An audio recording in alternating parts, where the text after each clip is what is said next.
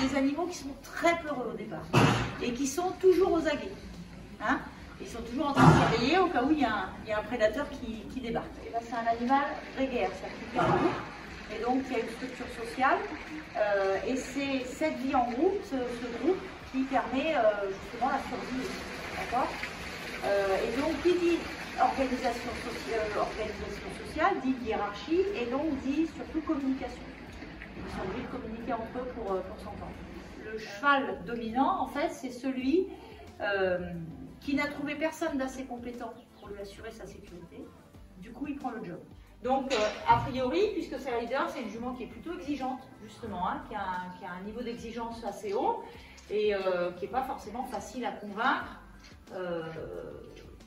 dans notre capacité, dans nos compétences, justement, à assurer sa sécurité. Parce que c'est ça, être leader pour un cheval, c'est être leader protecteur.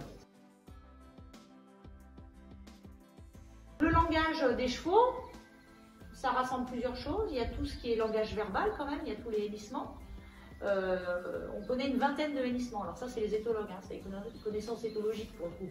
Il y a une vingtaine de hennissements différents. Et ensuite, il y a tout ce qui est langage non verbal. Donc il y a l'attitude générale déjà. Et après, il y a ce qu'on appelle les signaux faibles. Alors qu'on a chez nous aussi, hein, tout ce langage non verbal et les signaux faibles, on l'a chez les humains aussi. Hein. Donc chez les chevaux, les signaux faibles, on va détailler chaque partie du cheval et ça va nous donner des indications. Alors le plus courant, c'est les oreilles qu'on connaît bien, hein, quand elles sont couchées en arrière, mais couchées hein, comme ça, là. C'est vraiment de l'opposition et c'est vraiment le cheval qui est en confrontation. Ça va être couplé avec les naseaux dilatés, vraiment comme ça, une belle grimace, le regard bien noir, les dents sorties des fois, la tête très haute, la queue qui fouaille, donc tout ça c'est des signes d'opposition. Ensuite, sinon les oreilles du cheval sont toujours tournées vers son centre d'intérêt. En l'occurrence, là elle s'est mise en pause un petit peu par rapport à moi. Et elle a tourné ses oreilles vers l'arrière parce que du coup, vu qu'on est à deux pour surveiller, elle considère que moi je surveille cette zone-là et donc elle surveille la zone derrière elle.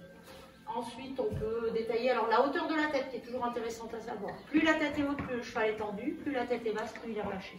Hein, donc nous, on va chercher dans le travail à ce qu'elle soit détendue, relâchée. En tout cas, dans toute la première partie du travail. Ça, c'est les signes corporels. Et ensuite, pour communiquer, les chevaux, ils se font bouger les uns les autres. C'est qui gère l'espace et le mouvement. C'est pour ça que quand on pratique l'équitation, quoi qu'il se passe, on fait un acte de communication, puisqu'on est bien en train de faire bouger le cheval, de lui demander de bouger là où on veut, comme on veut. Donc à partir du moment où la jument s'est mise en contact avec moi, c'est le cas, je vais pouvoir lui demander, intervenir dessus pour lui demander de bouger. Je commence à appuyer sur la direction, je suis en direction, voilà, donc j'ai ma direction. Si le fait de grandir et de mettre un peu de tension, d'énergie dans ce que je fais ne suffit pas, je peux rajouter un geste. Voilà, et puis je vais obtenir une allure plus rapide. Alors, vous voyez que je bouge moi aussi, hein, je ne reste pas fixe à ne pas bouger au milieu, mais l'idée c'est qu'elle bouge plus que moi. Hein, et plus je vais la faire bouger, et moins moi je vais bouger, et plus je vais renforcer mon positionnement. Hein, quand le cheval accepte de nous suivre en liberté, et c'est signe qu'il a accepté a priori qu'on forme un début de troupeau tous les deux.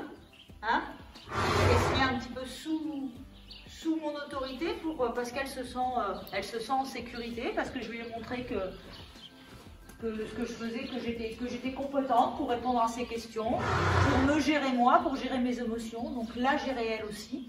Et du coup, ça veut dire qu'elle pense que je suis capable de gérer l'environnement autour aussi, que je saurais réagir en cas de danger.